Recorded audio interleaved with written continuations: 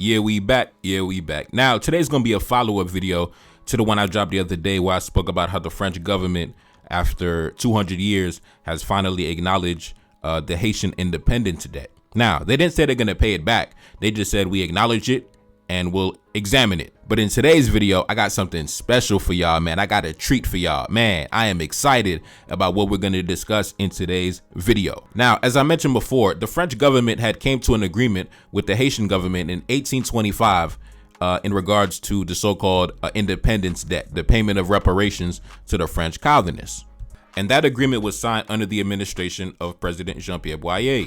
Now, in 1825, when the deal was signed, that was the fourth attempt made by the French government to come to some type of agreement. The first two attempts were made back in 1814, the third attempt was made back in 1816, and the fourth and final attempt was made in 1825 when the deal was signed. Now, like I mentioned before, back in 1814, the nation was split into two governments. In the north, it was controlled by Christophe, and in the south, it was controlled by the mixed race mulatto generals like Jean-Pierre Boyer, Alexander Pétion, General Bourgella, guys like that. So back in 1814, on the first attempt, as we already know, the French government had sent two sets of ambassadors to both heads of state, to both territories, in the north and in the south. When they went to the south, to the mixed race generals, now keep in mind, these were their sons, their nephews, their grandsons. So it was friendly, it was cordial, they had dinner, and overall it was a positive engagement.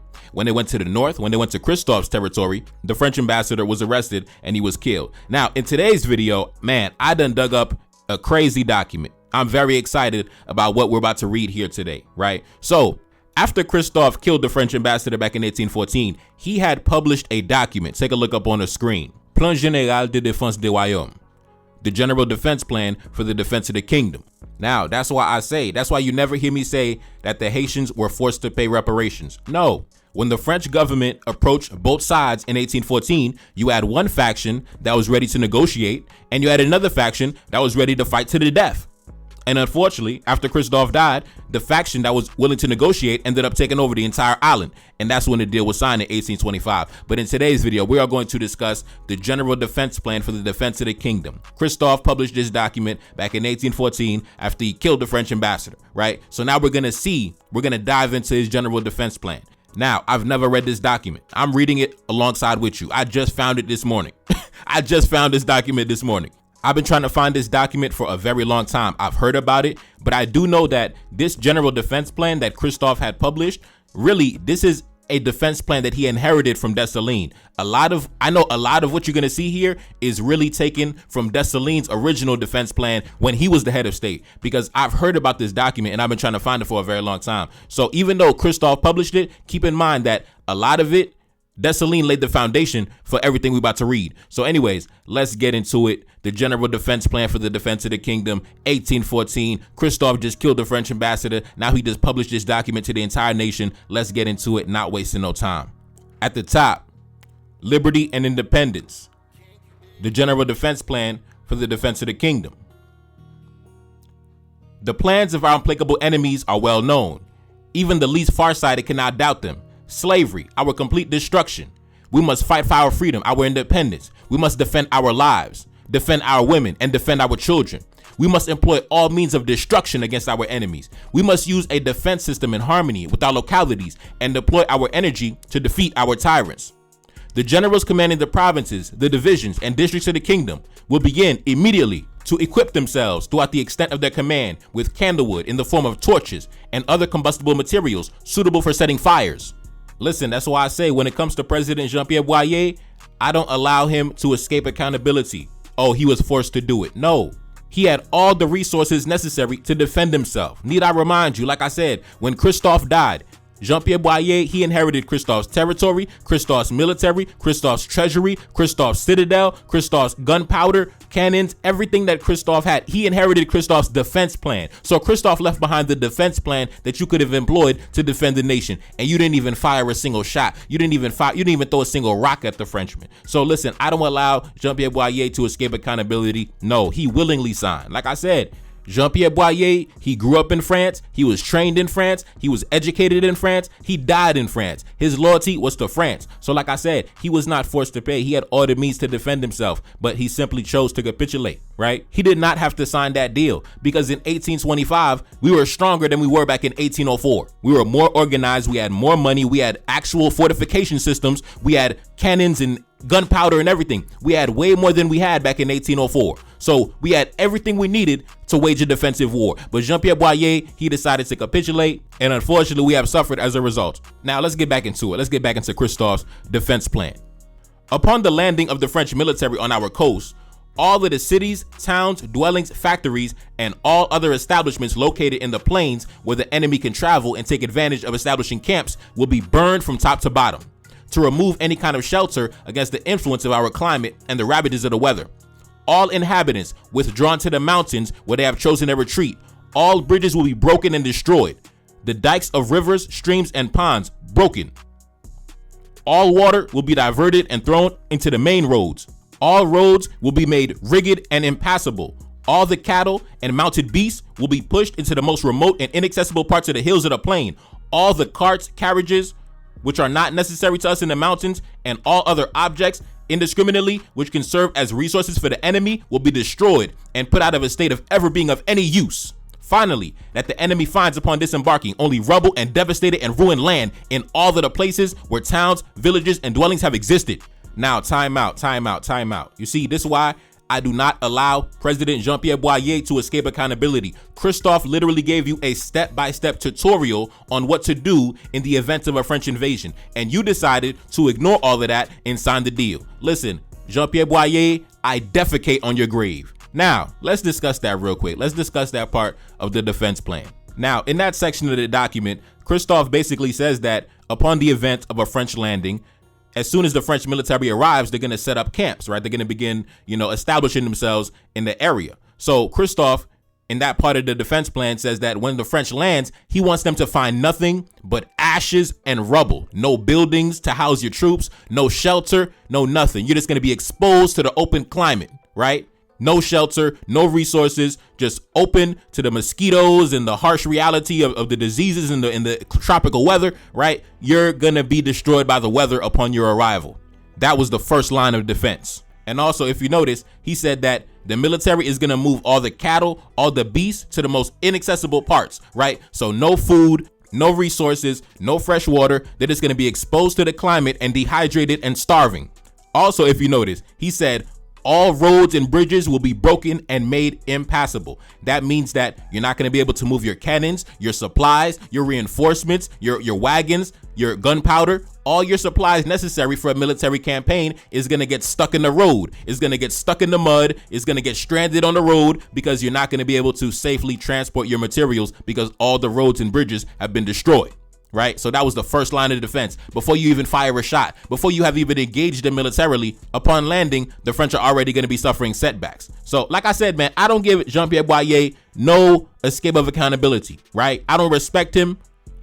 Dessalines and Christophe gave you the game. Dessalines and Christophe gave you the tutorial, and you did not follow instructions. So Jean-Pierre Boyer, I defecate on your grave. Now let's continue. Let's get back into the plan of defense. Let's get back into it. Since ambush and guerrilla warfare are the only ones suited to our system of defense, all generals and other officers commanding the regular troops, battalions, and squadrons of the Royal Dahomey will endeavor to draw the enemy into the most advantageous defiles and mountain gorges for combat. They will continue to train their troops to shoot accurately and will particularly recommend they direct their shots at the leaders and guides. May not a single shot be fired from their ambushes that does not kill an enemy. Man, time out, man. I'm starting to get emotional, man. I'm starting to get emotional, bruh. Man, it should have been Boyer that died instead of Christophe, man. Boyer should have died, and then Christophe should have took over the South instead of them boys taking over the North. It should have went the other way, right? It should have been the North taking over the South instead of the South taking over the North. I'm telling you, man. Anyway, let's continue. May not a single shot be fired that does not kill an enemy. They will endeavor to cause them a lot of harm and suffer little. His Majesty will never rejoice in an advantage gained over the enemy if it is brought by a substantial loss on the Haitian side. May prudence not abandon for a moment the generals and other officers who will have the opportunity to measure themselves against the French. So you see, Christophe had already, in his mind mentally, already planned to militarily engage them if they plan to invade. You know what I'm saying? Them boys in the South, they wasn't ready for war, man. They wasn't about that life. Let's continue. Of course, now time out. Of course y'all wasn't about that life. You see, the boys from the North, those are the ones that came from the sugar plantations, for real. They came from the trenches, for real. You see, them boys in the South, they was in France with their daddies. They was in France going to school. They was in France in the military academies with their white side of the family. You see, we just cut from a different cloth, man. You know, the northern rulers and the southern rulers, it was just two different men. You know, let's continue. You should carefully observe all their movements and set trap after trap for them. And you should promptly seize every opportunity to surprise them. You should constantly harass the enemy, often interrupting his rest, especially at night, to keep him continually under arms. And when tired from the loss of his sleep, he neglects to remain on the defense. They will fall unexpectedly with forces 10 times their size on the camp and will slaughter them entirely. You will also exhaust his armies by intercepting their convoys of food and ammunition. All the places to be used for establishing ambushes will be designated and marked in advance so that everyone knows the post assigned to him for fighting. Troops organized under the name of battalions and squadrons of the Royal Dahomey excel in this type of warfare. Thus, their purpose will be for the infantry to be employed at the foot of the hills, in the gorges and ravines and defiles and the ambushes, and the cavalry to observe and inform the enemy's movements, penetrating into the plains by paths known only to themselves in order to fall upon the enemy's stragglers, intercept their couriers, and contribute to other operations. In each of the principal districts of the kingdom, the Royal Dahomey will be increased to 6 battalions and 1 squadron, independently of the mobile columns of regular troops. Now, time out. If you notice in the document, a name comes up a lot, the Royal Dahomey. That's because Christophe actually had a branch in his military composed of soldiers from the kingdom of Dahomey, right, in West Africa. So Christophe actually had African soldiers imported from Africa that were part of the Haitian military, specifically from the kingdom of Dahomey. And keep in mind, Dessalines himself was raised by a woman from the kingdom of Dahomey, and she was actually a high-ranking member of his government when he was in power. So in this document, when you see the name come up, Royal Dahomey, they're talking about a branch in Christophe's military that were actually composed of African soldiers directly imported from Africa from the kingdom of Dahomey. Now let's continue. The Royal Dahomey will be increased to 6 battalions and 1 squadron, independently of the mobile columns of regular troops, which will have to act at all points in the second-rank districts, 4 battalions and 1 squadron, and in those of the third rank, only 3 battalions of the Royal Dahomey. The entire soul of all warlike enterprises, the generals, officers commanding the regular troops, battalions and squadrons of the Royal Dahomey will combine all their operations and will consult together sensitively so that they have complete success. They will always have their troops assembled en masse and ready to move to all places where their presence becomes necessary. In addition to the squadrons of the Royal Dahomey, which will be employed to examine the enemy's movements, lookouts will be established on all the highest positions and even on trees for the same purpose. As soon as the enemy appears at any point, conches will be immediately played, and the music will be played, which must be repeated for more than 10 leagues around to warn of the presence of the enemy. It is incontestably very advantageous to attract him as much as possible into the interior of the country. The further he moves away from the plain and the seaports, the more his means will be weakened. Thus, when the enemy pushes into the mountains and the passes, the generals and officers commanding the troops, battalions, and the Royal Dahomey will first oppose him with a sufficient force to keep him in check, and will immediately move to his rear with the main force in a favorable position to cut off any communication and prevent him from receiving any help whatsoever, nor being able to take advantage of any of our resources. Now, time out. Now, in that part of the document, Christophe basically says that as soon as a French soldier places his hostile foot on our territory, an alarm is going to sound for miles. We're going to blast the alarm for miles and miles and miles. So every soldier, every farmer, everybody in the mountains knows exactly where the enemy is, knows exactly what's going down, right? And not only that, but Christophe also said that it would be in our best interest to push them further and further into the interior of the country. Let's move them away from the coast, right? So we can cut them off from their boats, their supplies, the communication. The further we push them forward, the more we can destroy them and ambush them from all sides. Now let's continue. In this way, when deprived of all means to which his temerity will have engaged him, the enemy will seek to make a retreat. It is then that he will have to be harassed and seriously worried in the march. Let him encounter at every step obstacle after obstacle, both by a rifleman, which will be made again, and by the ambushes placed on both sides of the road, which he will follow, and let him receive the punishment due to his reckless enterprise. His Majesty Christoph orders all the generals, lieutenants of the king, commanders to provide themselves in all the districts of the kingdom with instruments to organize music and train the musicians and to place them in places out of the reach of the enemy. The bloody struggle in which the people of Haiti will soon find themselves engaged, having to be a war of extermination, His Majesty Christoph orders and enjoins in the most positive manner the generals and officers commanding the regular troops of all arms, infantry, cavalry, artillery, battalions of the Royal Dahomey to give no quarter to all prisoners that the fate of arms will cause to fall into their power. Whatever their rank, whatever their age, whatever their gender, that they all be immolated without pity and without remission in the most horrible kinds of torture.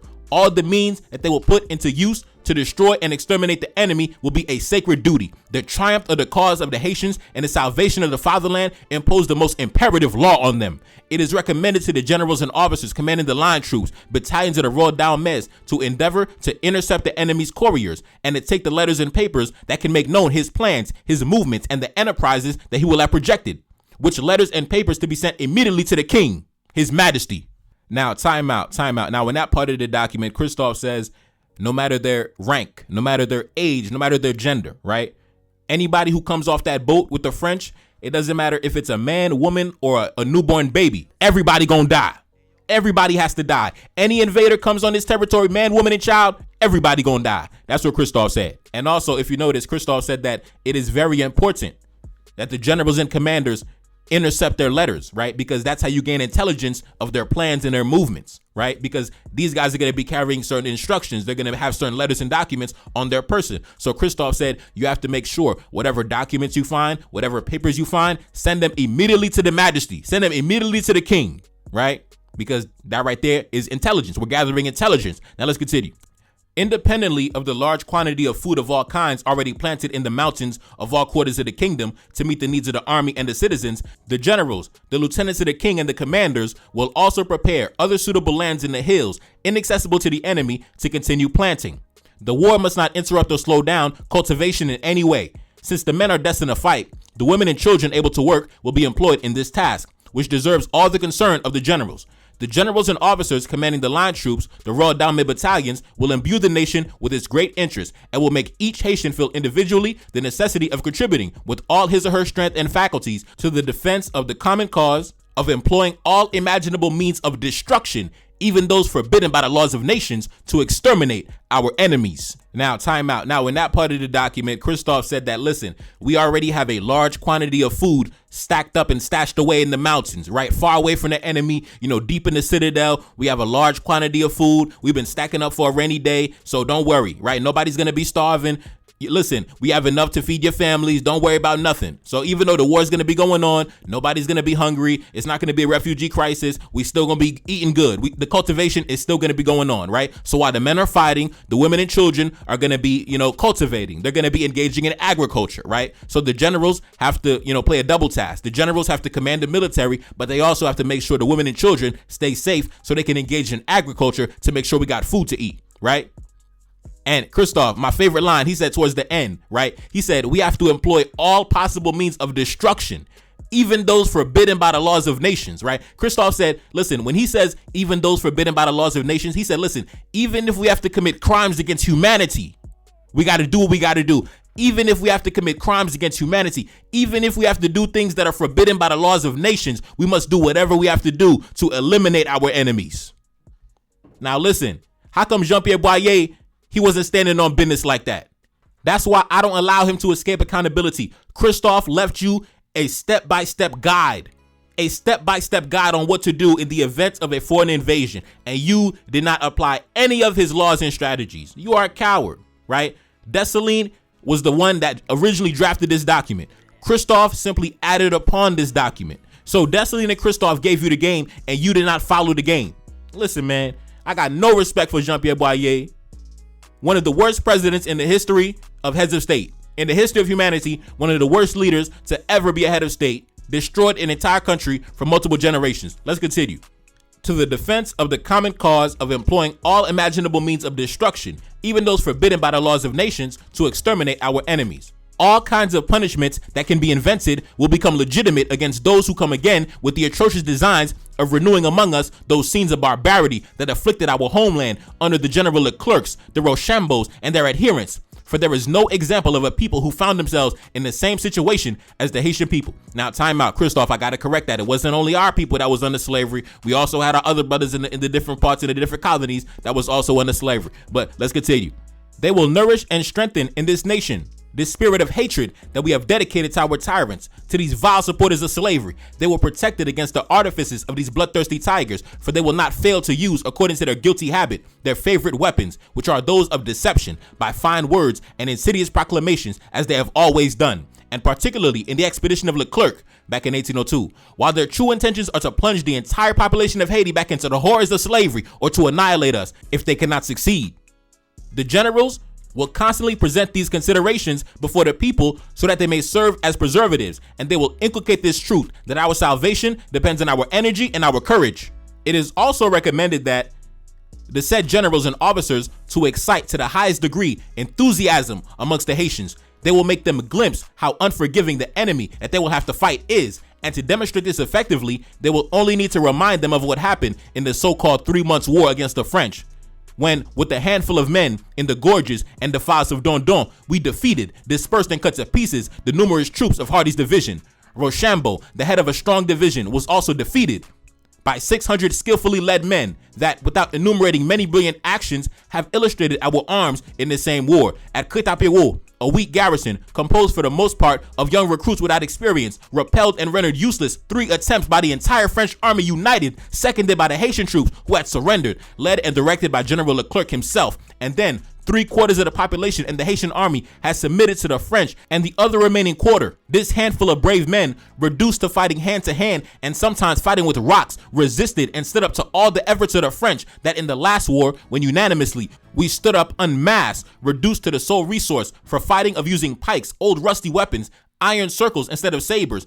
Even when we had to use the weapons and ammunition of the enemies we had just killed on the battlefield to destroy those who still remain, we succeeded in expelling those tyrants from our homeland. And finally today, abundantly provided with weapons of all kinds and ammunition, the whole people are united, having only one and the same will to exterminate our enemies once again. Can the result of this struggle not turn to our advantage? Now, time out. You saw what Christophe said there. Christophe made flashbacks to the revolution, right? Over a decade ago. He said back then, right, back in 1802, back in 1803, we didn't even have any weapons. We didn't have any cannons. Sometimes we had to fight hand to hand. Sometimes all we had was rocks. Sometimes all we had was pikes and sticks, right? But he said now we have weapons and ammunition of all kinds. We have cannons, we have citadels, we have fortifications. Yes, yes.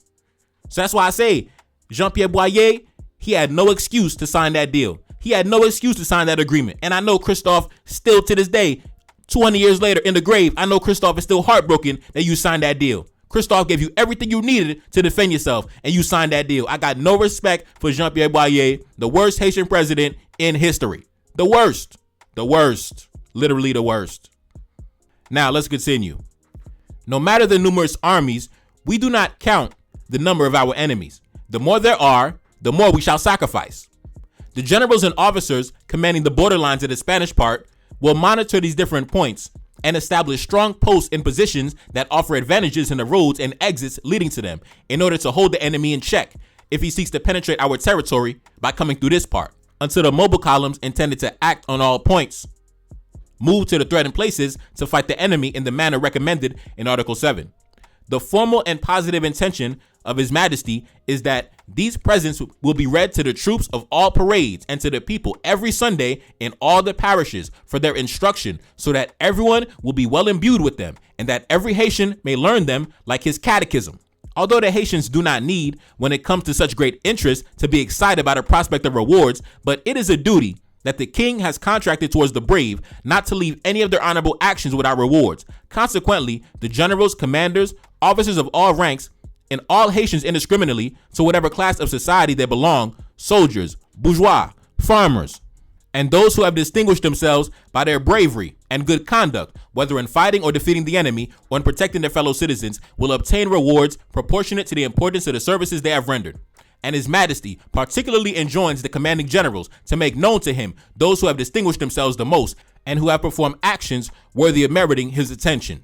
Now, there you have it, folks. There you have it. Plan Général de Défense des Royaumes, the General Defense Plan for the Defense of the Kingdom, published in 1814. after the French government made their first attempt at opening communication with Christophe. Christophe killed the French ambassador and then published this document towards the end of the year. And as you can see, this is why I have no respect for President Jean-Pierre Boyer. I don't care what he did. Any type of good thing he did during his administration was automatically negated, automatically erased due to the fact that he agreed to pay reparations to the French instead of stand on his feet and defend the nation like a man. But like I said, I'm not surprised. President Jean-Pierre Boyer, like I said, he grew up in France. He was educated in France. He went to school in France. He came up in the French military academies. So like I said, man, these were men who they had a different experience, a different mentality. Jean-Pierre Boyer, he never spent a day on a sugar plantation. He was never in slavery. So obviously, you can see how passionate Christophe was in defending the nation against European colonialism. But Jean-Pierre Boyer, he was essentially a white man in his spirit, in his soul. He was a white man. When Dessalines and Christophe was on them sugar plantations as children,